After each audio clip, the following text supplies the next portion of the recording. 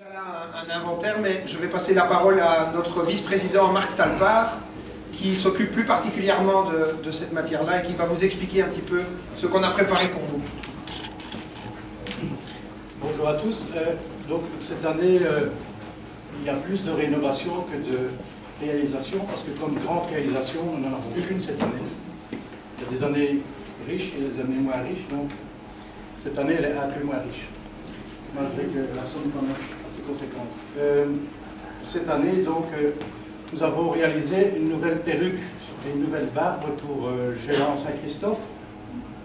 Elle a été réalisée ici à Ath par Madame, attendez que je retrouve son nom, Madame Véronique King, qui a un atelier ici au chemin de la Justice, ici à Ath, et qui a réalisé une très belle perruque et une très belle barbe, et qui est spécialisée pour les dames qui ont besoin de ça après une opération ou une maladie. Deuxièmement, nous avons aussi réalisé pour la barque, pour le char de la ville, deux nouveaux chapeaux. Celui de Jean Zualard, qui est représenté sur le char par Bruno van Rottenbrugge, donc il fallait refaire son chapeau, ainsi que le chapeau d'Eugène Defac, qui est celui-ci, qui est tout nouveau, donc, et il a été réalisé par la modiste de Spie. D'abord, je vous dirais que Sophie de Kuiper et Florence Neves, qui ont travaillé sur cette robe, ont dit que je devais vous communiquer le plaisir qu'elles avaient eu à travailler sur cette robe. Le choix du costumier a été, puisque Max Stalpart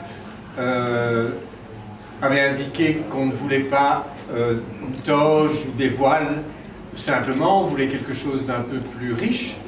C'était de partir sur une image que beaucoup connaissent peut-être, c'est Botticelli, la Primavera, le printemps, et d'utiliser une robe qui, elle, chez Botticelli, date de 1482, mais qui est basée sur des robes de la Grèce antique, de Rome, et qui est une genre de robe qui est aussi utilisée au XIXe siècle, qui est utilisée encore aujourd'hui, c'est aussi le style empire.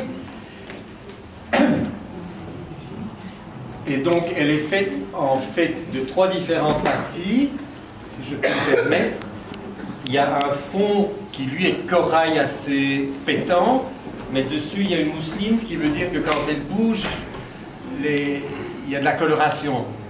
Dans tout travail, il me semble toujours que ce qui est le plus intéressant, c'est les couches, que ce soit les couches historiques, que ce soit